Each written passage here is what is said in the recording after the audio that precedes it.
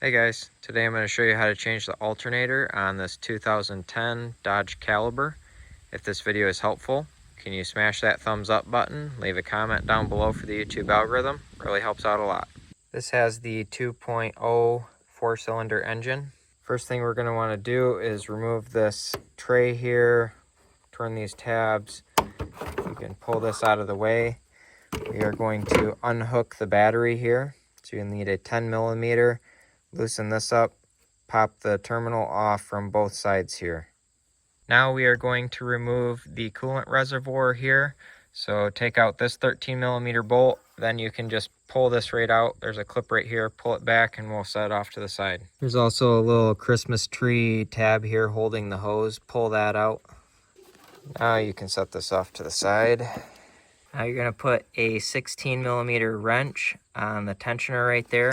You're going to pull the wrench up and that'll allow you to slip the belt off from the pulley. Be careful you don't pinch your fingers or anything. I found it easiest to slip it off from this idler pulley so you don't have to like lift it over the groove on the pulley on the power steering pump.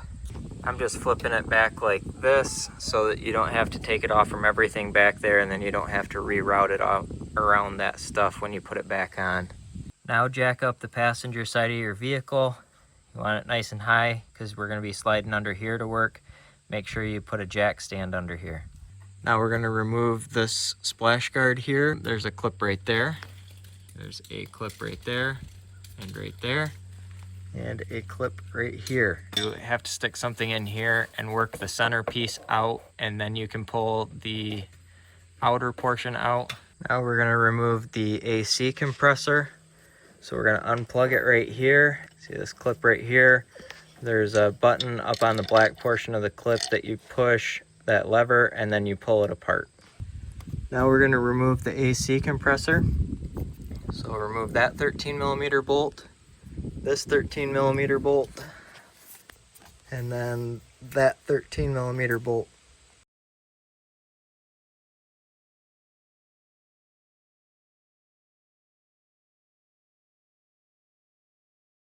Just want to say, if you break any of these bolts, it's going to make life really difficult. And so I sprayed a bunch of blaster up on the bolts to make sure they came out. This top one here, you can hit the back side of the threads right back here where my finger is, spraying back in there, and it'll get into the threads. Take your time with these bolts. You can just let your AC compressor hang here by the hoses. That's no problem. Now we need to remove this idler pulley right here. It's a 16 millimeter. You'll probably need to use a wrench because a ratchet and socket probably won't fit in here. Now we need to unplug this clip here. All you need to do to get this to unplug is pull this red clip back. Oh, mine just popped right out.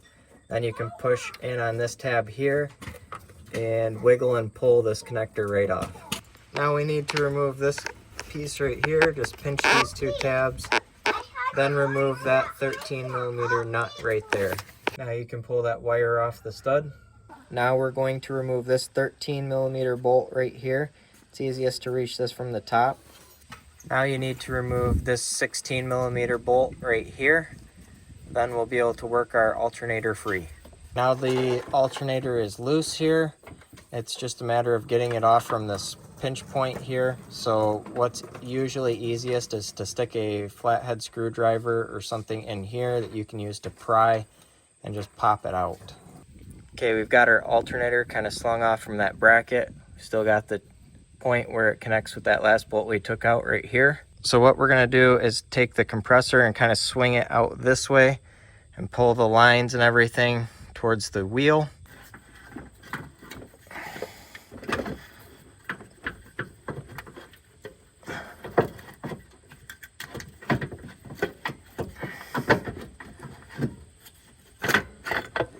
Okay, I've got my new alternator here. I will have affiliate links for this down in the description. Check that out. But at this point, you just gotta put your new alternator back in the way you took your old one out. I like to throw a little anti-seize on all the bolts before I put them back in, just to make sure they come out nice next time if they need to. I'll have this linked also. Here's a diagram of how your serpentine belt is routed through all your pulleys.